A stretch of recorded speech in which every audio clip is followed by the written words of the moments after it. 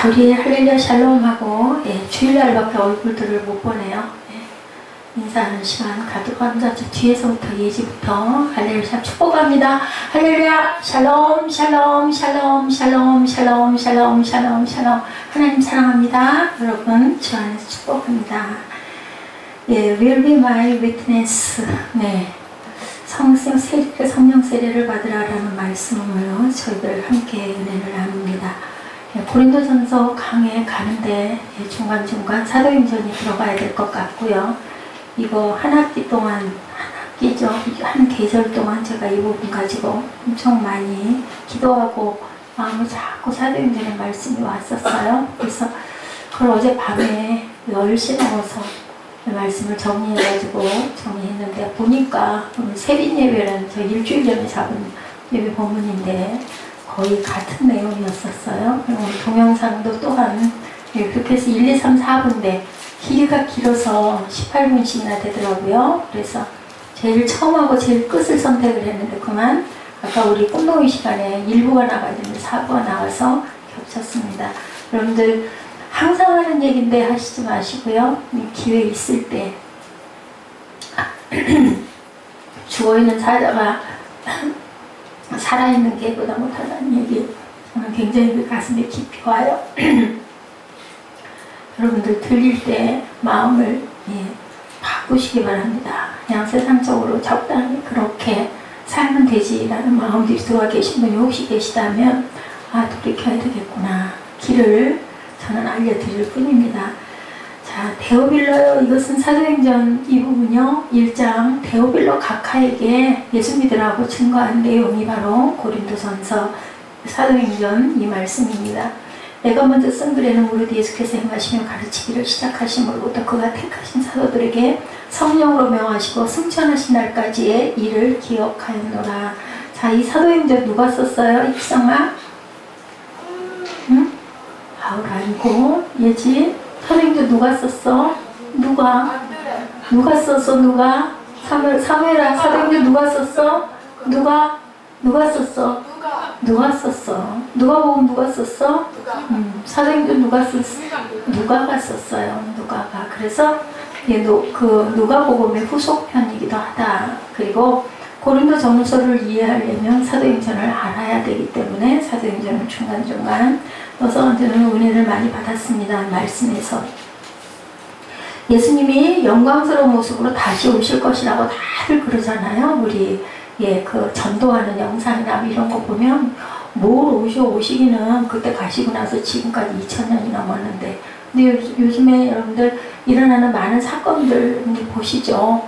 불로, 그죠. 물로 여러 가지 진종 그리고 쓰나미 그리고 유럽에 지금 또 테러 사태가 엄청납니다. 이런 일들이 일어날 것이라고 계시록에 이런 말씀이 있으시고 아까 666 칩 얘기 나오는데 제가 좀 길어서 끝부분으로 돌리라고 그랬는데요. 칩을 벌써 이미 몸에다가 넣고 그렇게 살아가는 사람들도 있다고 그래요. 그냥 우연히 일어나는 일이 아니다. 성경은요 그냥 있는 얘기가 아니라 픽션이 아니라 넌픽션 실제 있었던 일임이 자꾸 증명이 되고 있죠. 우리는 그 시절 그때 사도행전적 교회를 세우고 가야 되는데 교회의 본질은 사도행전을 통해서만 우리가 이해할 수가 있습니다. 우리 지난주에 교회란 복음이란 무엇인가 고린도전서에서 함께 나눴었죠. 예수님이 의도하시고 가르쳐주신 교회의 실제적인 모습이 바로 사도행전에 나타나 있는 성령 행진이다. 중요한 것 가장 가운데 있는 핵심이 성령이에요. 아까 우리 세비 꿈동이들하고 함께 나눴어요. 성령 충만하면 어떤 상태가 되든가 했더니 나름대로 꿈동이들이 답을 맞추더라고요. 성령이 충만하면 마음이 기뻐진다. 성령이 충만하면 가슴이 뜨거워진다. 성령이 충만하면 눈물이 난다. 다 맞는 얘기예요. 그러면서 우리 마음에 기도하고 기도할 때 성령이 임하시죠. 그리고 무엇을 주신다? 비전을 주신다. 그 요엘서 2장 8절 말씀 그리고 젊은이들은 꿈과 환상을 볼 것이고 늙은이들은 예언하리라. 이 얘기들을 우리가 꿈을 품고 예언하고 나가는 저와 여러분 듯이 할 줄 믿습니다. 자, 초대교회를 통해서 이뤘던 하나님의 역사 이 시대에도 동일하게 똑같이 나타나야 된다. 어떤 학자들은 그때 있었던 사건 사건이지 지금은 성령의 역사가 없다 아니에요. 있어요. 지금도. 예, 그전처럼 많지 물론 않지만 왜 많지 않을까요? 예, 그만큼 하나님께 집중하지 않기 때문에 세상에 소음이 너무 많기 때문에 세상에 볼거리들이 너무 많기 때문에 너무너무 많이들 바쁘기 때문에 갈급함이 없기 때문에 직접적으로 느껴지지 않기 때문에입니다. 만약에 하나님의 나라가 보인다면 여러분들 이렇게 계시겠어요? 절대 아마 정말 교회가 터져나갈 거예요. 예배 때마다. 그죠? 분명히 가야 되니까. 그게 확실하다면. 근데 그 확신이 없기 때문에 여러분들 느낌이 없기 때문에 정말 하루하루 생활하는 것도 바빠 죽겠는데 뭐 맨날 예배를 맨날 드려야 돼? 마음에 있으면 되지? 주일 지키면 되지? 이런 마음인데 오늘 뭐라고 말씀하시는지 물론 여러분들 예배만 열심히 드린다고 해서 꼭 구원받은 성도고 주일날 한 번밖에 못 온다고 해서 아니고는 아니에요. 중요한 것은 마음밭이 중요하죠. 예, 이제는 이것도 아니고 저것도 아니고 예루살렘 성전도 아니고 무와 영과 진리로 예배할 때가 분명히 올이니 했어요. 예수님께서 가셨는데 아까 보셨죠? 성막에 휘장을 찢음으로 인하여 뭐가 되셨어요? 예수님께서 하나님의 아들이 되셨다라고 말씀하시고 그렇게 하면 우리도 예, 성전됨을 의미한다. 예, 그리고 교회도 지어진 건물이 아니라 유기체적인 공동체. 예, 이게 움직여 다니는 무엇을 통하여 성령을 통하여 움직여 다니는 공동체가 바로 교회다라고 말씀하시네요. 라틴어로 교회를 에클레시아라고 하죠. 예, 그 의미, 교회의 의미 가장 많이 사용된 단어는 믿는 사람들이었다 그래요. 그냥 믿는 사람들. 당시에는 믿는 사람들을 사도, 형제, 제자, 구원받은 사람들이라고 불렀고요. 안디옥 교회가 생겨지고 나서부터 그 믿는 사람들이라는 그러한 칭호도 생기게 됐다고 합니다. 믿는 사람들이 주변인들이 저 사람들은 그리스도와 같이 살아가는 사람들이다. 이 표현에서 그 비꼬는 말에서 시작이 됐다고 그래요. 좋은 칭송이 아니라 예수 그리스도와 같이 함께 살아가는 사람들. 신약에는 3번밖에 등장하지 않아요. 자기 스스로 그리스도인이라고 한 것이 아니라 외부 사람들이 안디옥 교회가 쓰면서 그리스도인 예수님을 따라다니는 사람들이라는 말에 어원에서 그리스도인이 생겼다. 자, 예루살렘에서는 또 다른 단어로 불렸는데요. 유대인들은 추후 200년까지 믿는 사람들을 꼬집는 말로 나사렛 도당 이렇게 얘기를 했대요. 또 그 도를 따르는 사람들이라고 부르기도 했다고 합니다. 기독교라는 단어가 사용된 것은요. 주님이 오신 후에 150년 후부터 기독교인이라는 말이 생겼다. 아까 여기 영상에도 잠깐 나왔죠. 기독교인이라는 말에 대한 것. 그것도 사실은 온전치 않다. 저도 기독교라고 그러면 좀 이상해요. 당연히 이거는 종교가 아닌데 하나님 우리를 만드신 아버지신데 저는 그런 마음이 들기 때문에 기독교라고 그러면 왠지 모르게 좀 너무 멀고 딱딱한 그런 느낌이 듭니다. 자, 그 당시에는 기독교, 교회, 그리스도인이라는 명칭들조차 정립되지 않았다. 그때 언제? 초대교회 때요. 그리고 교회는 조직체가 아니라 유기체였다. 유동체였다. 움직였다. 무엇으로? 성령의 역사를 따라 움직이는 무리들, 집단들이었다라고 얘기합니다. 어떤 사회적인 지위나 재물이나 조직이나 통신수단이나 선전 도구도 그때는 없었다. 아주 미약한 사람들, 아주 볼품없는 사람들, 아주 천한 사람들, 하나도 유명하지도 않은 그런 사람들이 하나님을 생각하고 예수를 따라다니면서 생긴 게 바로 교회가 되었죠. 그런데 그 사람들이 세상을 뒤집었어요. 요동치게 했어요. 로마에서 콘스탄티누스가 국교로 기독교를 고민할 수밖에 없었던 이유 누구예요? 구레네 시몬의 11대 손이에요. 황제가 됐죠. 그리고 기독교를 공인했는데요. 정확한 내용은 기독교를 공인하지 않으면 안 될 만큼 세력이 컸기 때문에 나라의 유익을 위해서 기독교를 공인하게 됐다라고 합니다. 사도행전에 나타나는 믿음의 사람들은요. 조직화된 책도 없었고 이름도 모두 다 불분명했고 이름도 사람들은 나사렛 도당, 어떤 사람들은 그 도를 따르는 사람들, 어떤 사람들은 그리스도인 이렇게 불렀다라는 얘기를 하고 있습니다. 그렇다면 그들은 도대체 무엇을 어떻게 했기에 로마제 그걸 뒤집어 놨을까? 우리 한번 보죠. 이 시대 교회가 사도행전적 교회로 되돌아간다면 우리 한국 사회도 또한 뒤집어질 건데 그런 시절이, 그런 시대가 오라고 우리는 기도해야 되겠죠. 우리가 사도행전적인 교회로 되돌아가야 되는데 유동체적인 교회로 되돌아가야 되는데 그러기 위해서 우리가 어떻게 해야 될까? 1절에 말씀하죠. 데오빌로요 합니다. 아주 고귀한 직책에 있는 사람이었던 것 같아요. 데오빌로는 제가 먼저 쓴 글에는 예수께서 일하시고 가르치기 시작하신 모든 것 곧 예수께서 선택하신 사도들에게 무엇을 통해서 성령을 통해 명령하신 후 하늘로 들려 올라가신 날까지의 일을 기록했습니다. 자, 누가복음 아까 누가가 썼다고요? 누가가 썼다고요. 그죠? 누가복음이 나와 있어요. 그 다음 후속편으로 사도행전이 나왔고 여기서 또한 데오빌로를 찾습니다. 자, 사도행전도 누가복음이고 누가복음의 후속편이 바로 사도행전이다. 데오빌로라는 사람에게 예수님이 어떤 분이고 어떤 일을 행하셨는지를 알려주고 사도들을 통해 그가 예수님을 믿게 하려는 기록이 바로 사도행전이다. 이 두 구절의 사도행전적 교회의 첫 번째 정체성, 그것은 바로 예수 공동체다. 자, 지난번에 우리 여기 잠깐 왔던 그 누구의 김경주 자매, 그 자매가 공동체 생활한다 하더라고요. 예, 목사님이 어디에서 닭장에서 시작했대요. 닭들 기르는 데가 시골은요 좀 커요. 보면은 우리가 지금 생각하는 요만한 닭장, 그 강아지 개 기르는 그런 게 아니라요, 좀 커요. 커가지고 저는 시골에서 많이 봤는데 거기를 이렇게 해가지고 거기서 예배를 드리기 시작을 했대요. 그래서 아마 한두 명이 시작을 했는데 공동체를 이루고 살다 보니까 지금 한 10명이 좀 넘는 숫자들이 모여서 함께 먹고 함께 자고 함께 예배 드리고 그런 데들이 더러더러 있어요. 그렇게 하다 보면 그들이 가지고 있는 달란트들도 있고 직장도 있고 하니까 그것으로 먹고 어차피 먹어야 되니까 먹고 생활하고 유지해 가고,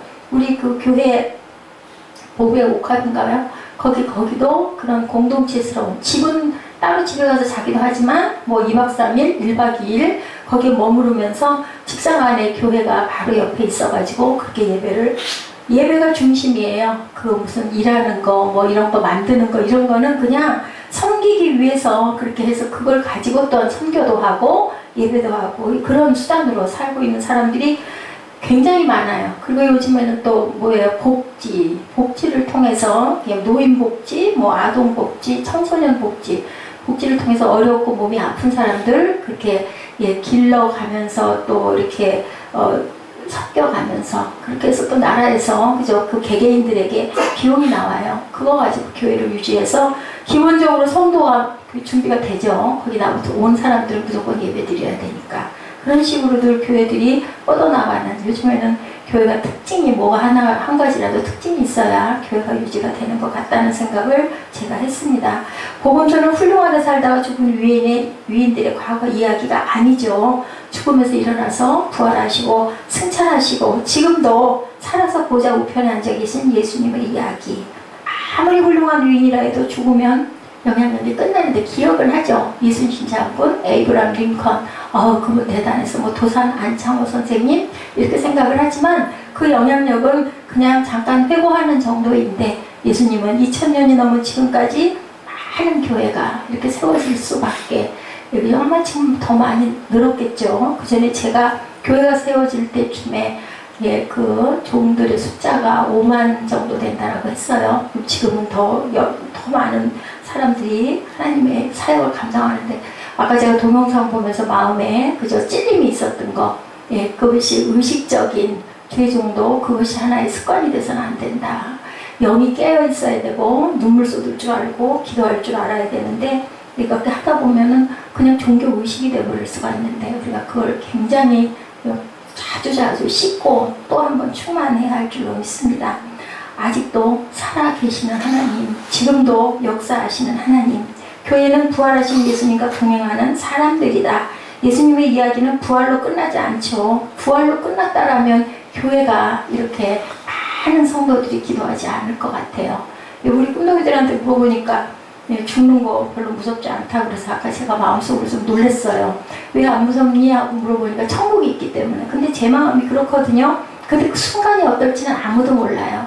마지막 내가 정말 이제 나는 죽어서 이제 난 여기 없어, 하늘나라 갈 거야, 인 그 순간 어떤 공포. 근데요, 믿음의 사람들은 공포스럽지 않아요. 그래서 그 유명한 훌륭한 사람들이 돌아갈 때 그 얘기들이 많이 나오는데, 하늘을 쳐다보고 하늘문이 열리는 걸 보고, 누구부터 시작했어요? 스테반부터 그랬죠. 너무 기쁘고 너무 감사하고 그러면서 마지막 임종을 맞이했다는 분들이 많아요.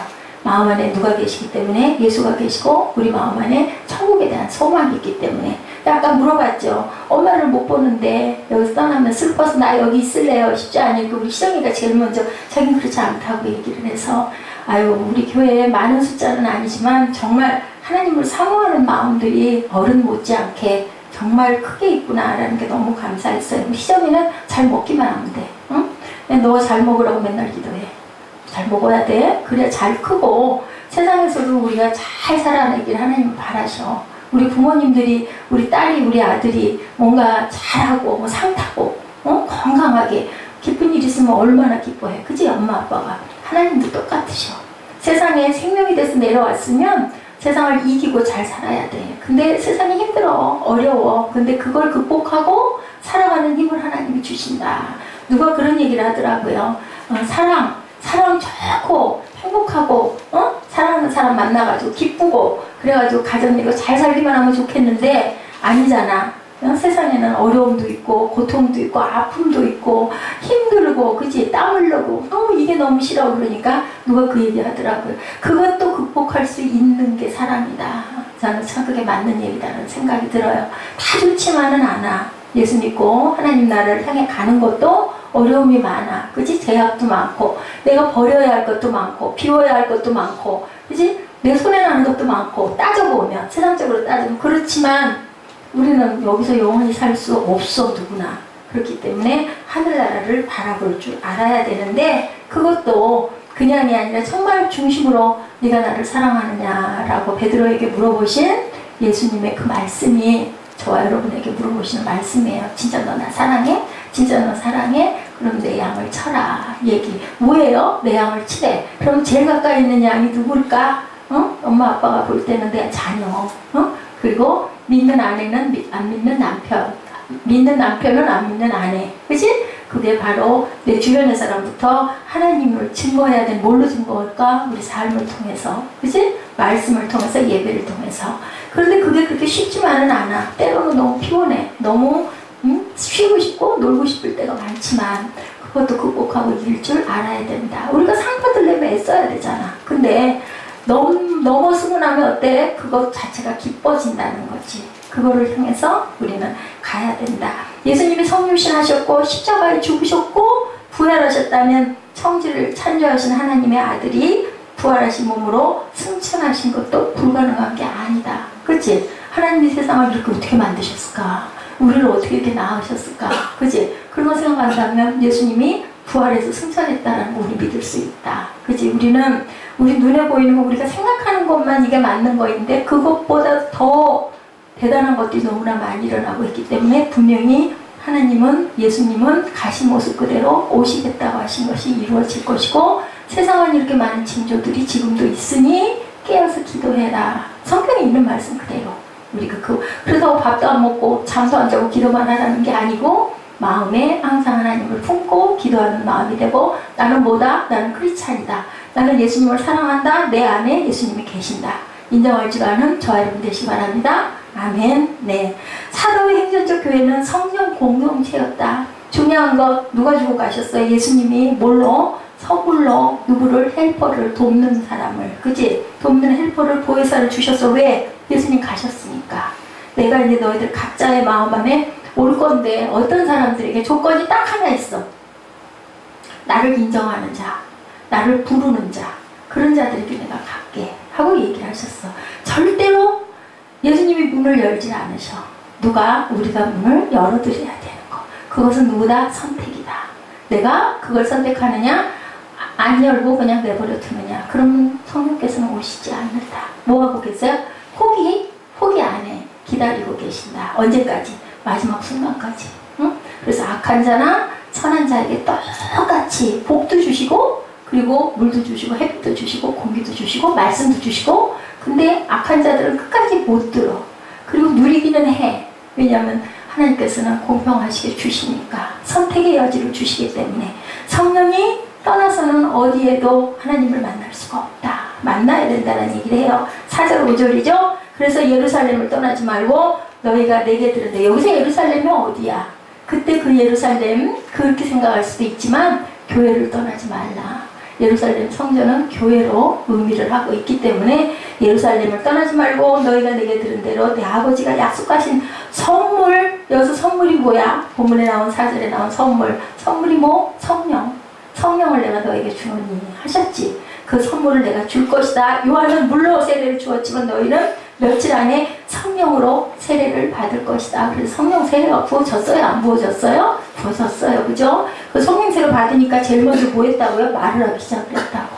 근데 각자 다른 나라의 말로 방언으로 말을 하기 시작했다. 그리고는 그 말을 통해서 뭐를 주셨다? 비전을 주셨다. 아멘. 비전은 뭐다? 우리의 꿈과 소망이다. 우리 새벽 예배 때 예배 내용, 이게 오늘 본문이에요.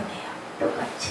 그죠? 자, 예수님은 사도들에게 예루살렘을 떠나지 말고 기다리라고 그들이 모인 이유는 그때 6월절 지키려고 모였는데 그러면서 계속 기도가 이어졌죠. 누구부터?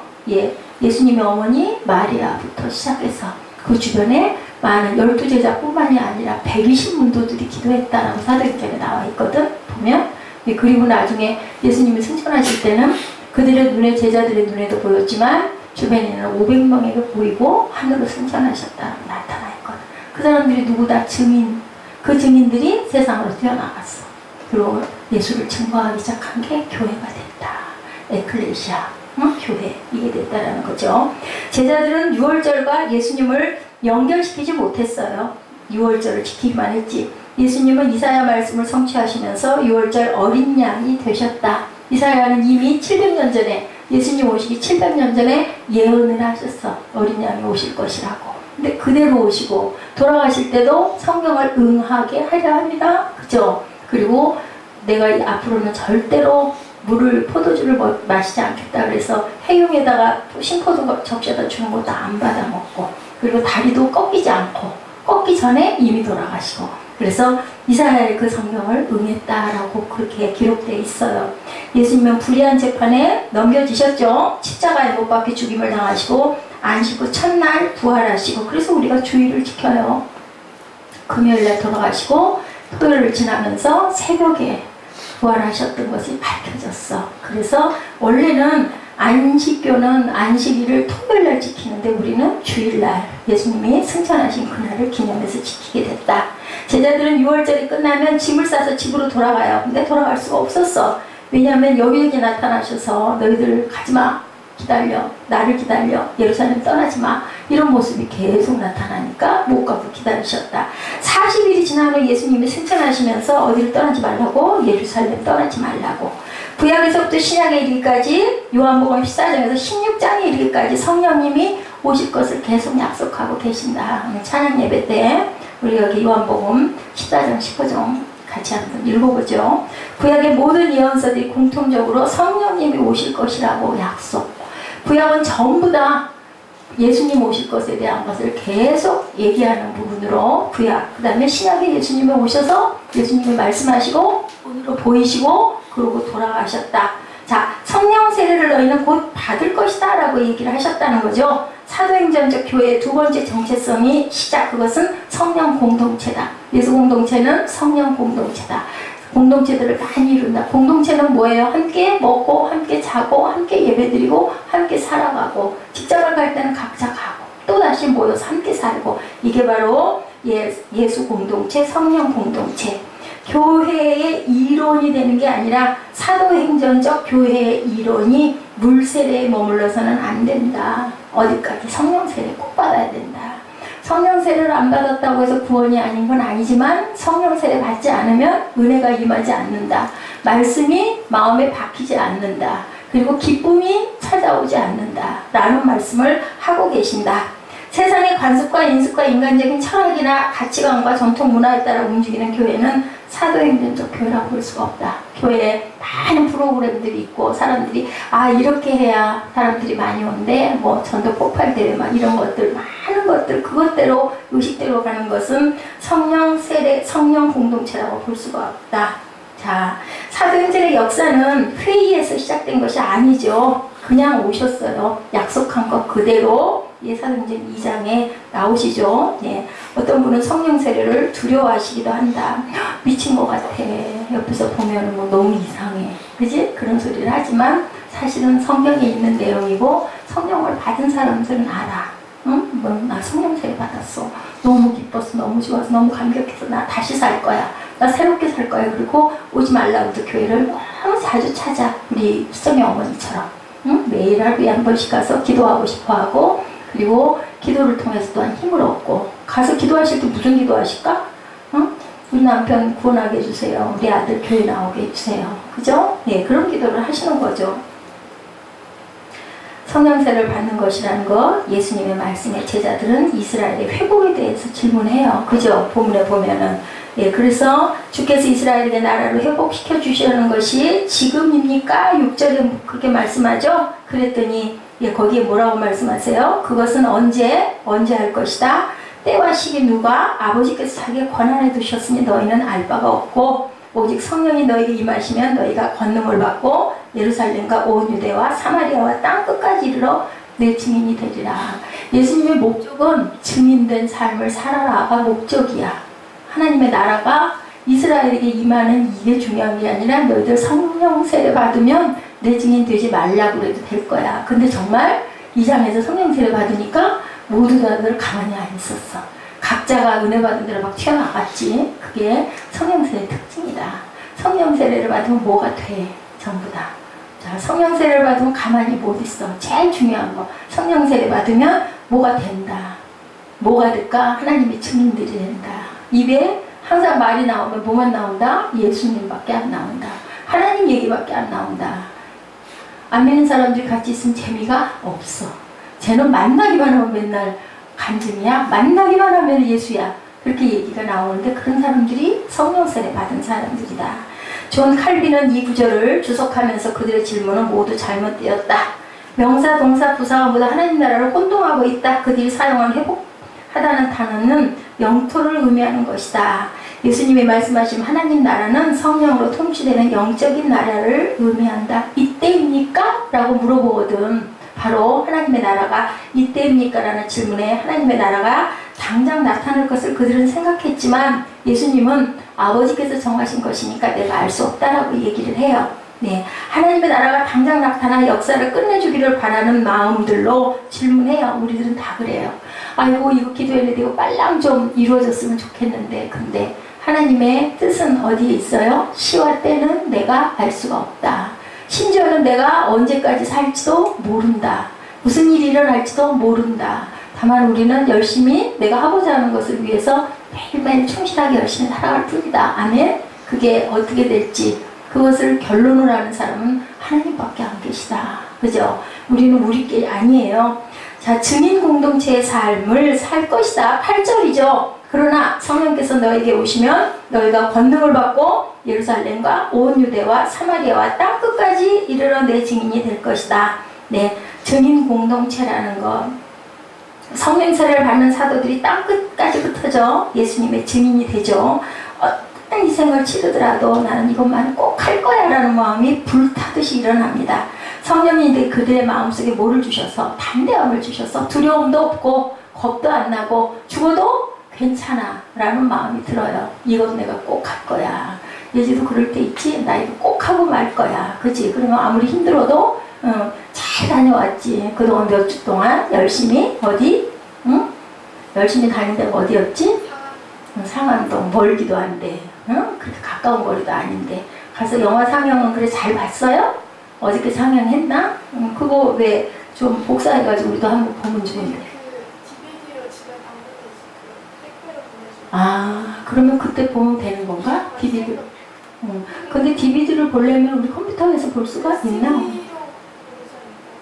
그거 꼭 기대할게. 함께 같이 우리 예지가 또 얼마나 열심히 만들어서 얼마나 어땠어요? 내용이 몇 분짜리?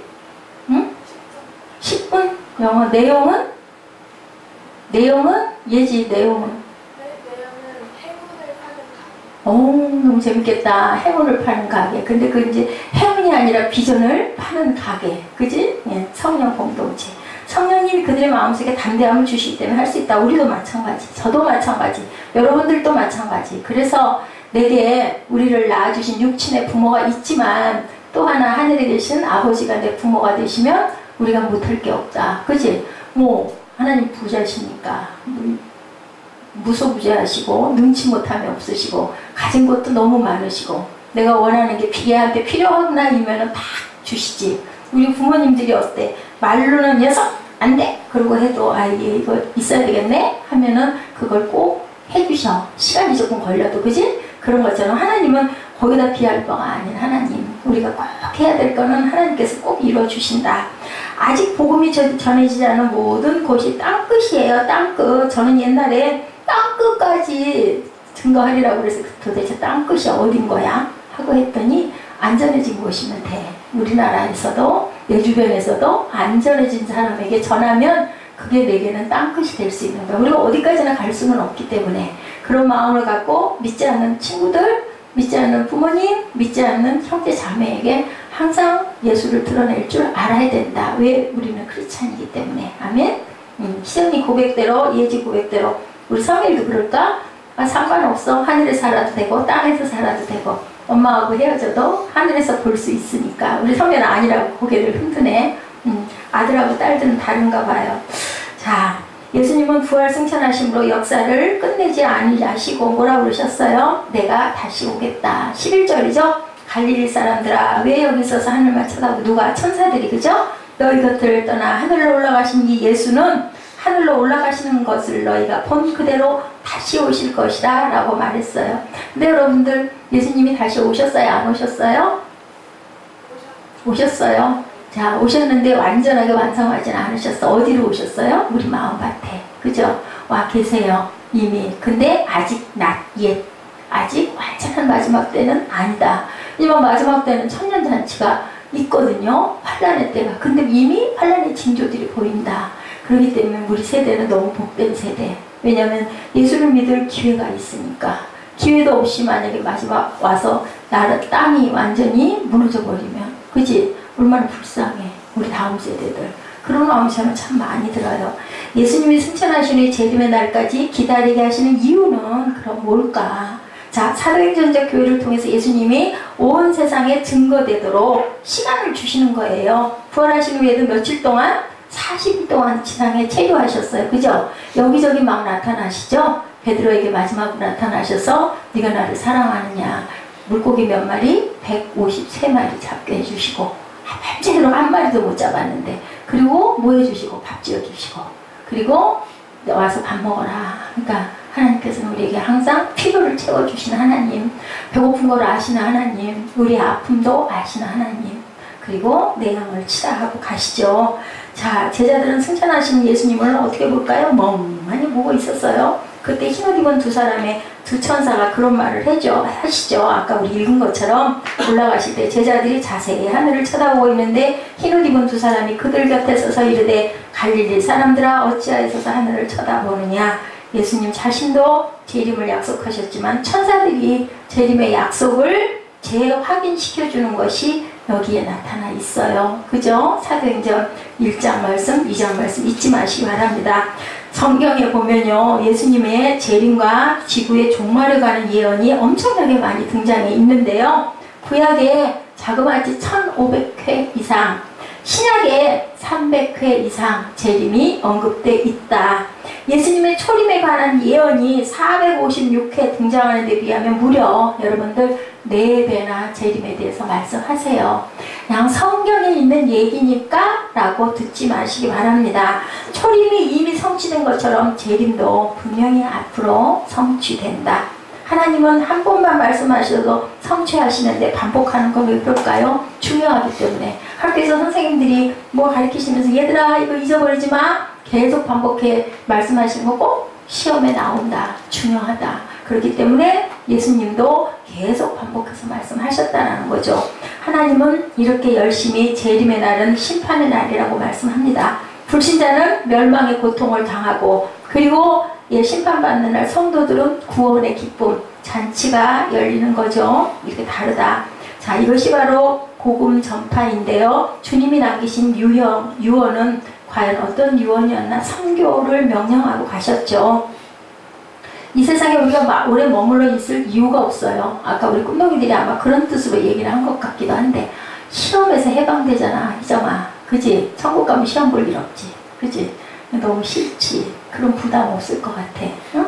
그런데 땅에 우리가 있어야 할 이유는 바로 증인된 삶을 더 살아야 되기 때문에 하나님께서 우리를 세상에 있으라고. 구원받은 성도가 이 세상에 머무는 것보다 천국에 가는 게 좋은데 육신을 갖고 살기에 천국에 들어가 보지 않아서 그렇지, 성경에 계시된 말씀을 통해서 한국 나라가는데 천국이 훨씬 더 좋아. 아픔도 없고 고통도 없고 눈물도 없고 배고픔도 없고, 그치? 가고 싶은데 바라보면 딱 보이고 너무너무 시공을 다 초월하기 때문에 좋은데, 여기 있어야 할 숙제, 사명, 희정이가 해야 할 일, 예지가 해야 할 일, 사무엘이 해야 할 일들이 각각 다르기 때문이다. 예수님이 승천하시기 직전에 남기신 말씀, 사도행전 1장 8절, 아까 우리가 말씀한 것처럼 권능을 받고 예루살렘과 온 유대와 사마리아 땅끝까지 증인이 된다. 또 마태복음 28장 18절에 20절, 온 세상에 예수님의 십자가와 부활의 복음을 증거해라. 내가 너희와 함께 하겠다라고 말씀을 하셨다는 것. 이 명령은 주님이 이 세상에 마지막에 주신 유언인데, 자, 마태복음 28장 18절에서 20절도 표현만 다를 뿐이지만 동일한 명령을 하고 계시죠. 예, 너희는 나의 증인이 돼서 열심히 내가 원하는 것들을 너희들 이루고 가라 라고 말씀하세요. 그 대신 내가 너희와 함께 있을게 라고 말씀하십니다.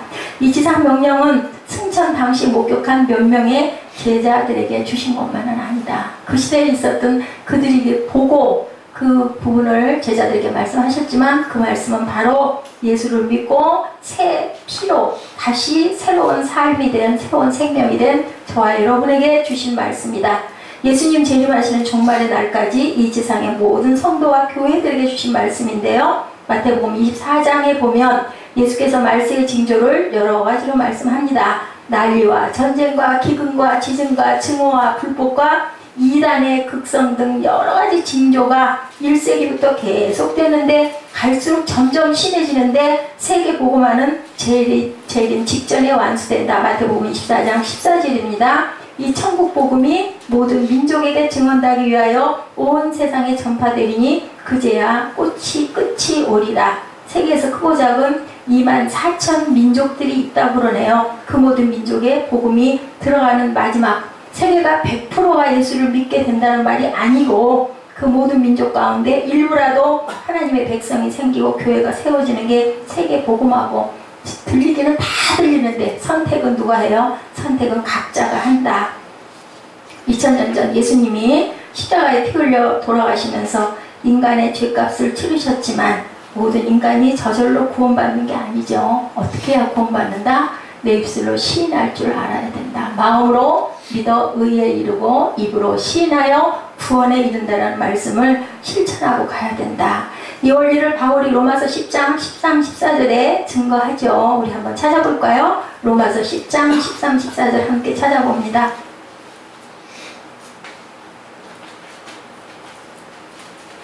함께 읽어보시겠습니다. 누구든지 주의 이름을 부르는 자는 구원을 받으리라. 그런즉 그들이 믿지 아니하는 일을 어찌 부르리요? 듣지도 못한 일을 어찌 믿으리요? 전파하는 자가 없이 어찌 들으리요? 우리가 이렇게 전파해야 된다는 거죠. 주의 이름을 불러야 된다는 거죠. 불러야 구원이 임한다는 거죠. 입으로 시인해서 구원에 이르리라는 말씀입니다. 사도들과 우리는 똑같은 동시대에 살고 있고 아직 그죠? 아직 오시지 않았어요. 우리는 예수님의 승천과 재림 사이에 살고 있습니다. 여러분들 귀한 때예요. 이 세상에 예수님이 오셔서 씨를 뿌렸어요. 이 씨가 뿌려져서 추수할 때까지 우리는 뭐 해야 된다? 기다리는 인내의 기간이고 은혜의 기간이 바로 오늘이다. 이 기간 동안 땅끝까지 이르러 예수님을 증거하는 사명을 감당하는 것이 바로 사도행전적 교회라고 말씀합니다. 예수님이 다시 오실 때에는 어떤 모습으로? 영광스러운 모습으로 내가 다시 오실 것이다 라고 하시죠. 다시 오실 때는 역사가 끝난다. 그때를 기다리면서 증인 공동체, 성령 공동체, 예수 공동체로 사도행전적인 참된 모습을 이루어가시는 새생명 새빛교회 성도님들 다 되시기를 주님의 이름으로 축복합니다. 우리 마태복음 28장 10절 20절 함께 합독하시고 결단하는 시간 갖도록 하죠. 19절 20절입니다. 52페이지죠. 신약성경 마태복음 28장 19절 20절 우리 함께 합독하죠. 그러므로 너희는 가서 모든 족속을 제자로 삼아 아버지와 아들과 성령의 이름으로 세례를 베풀고 내가 너희에게 분부한 모든 것을 가르쳐 지키게 하라. 볼지어다 내가 세상 끝날까지 너희와 항상 함께 있으리라 하시니라. 묻혀주신 분들 다시 한번 읽습니다. 그러므로 너희는 가서 모든 민족을 제자로 삼아 아버지와 아들과 성령의 이름으로 세례를 베풀고 내가 너희에게 분부한 모든 것을 가르쳐 지키게 하라. 볼지어다 내가 세상 끝날까지 너희와 항상 함께 있으리라. 항상 함께 있으리라고 말씀하세요. 우리는 항상 하나님이 세상에 저희들 살게 하시고 증인 공동체를 이루게 하신 하나님의 귀한 뜻을 깊이 생각하고 증인된 삶을 살아가시는 저와 여러분 되시기 바랍니다. 찬양하시죠.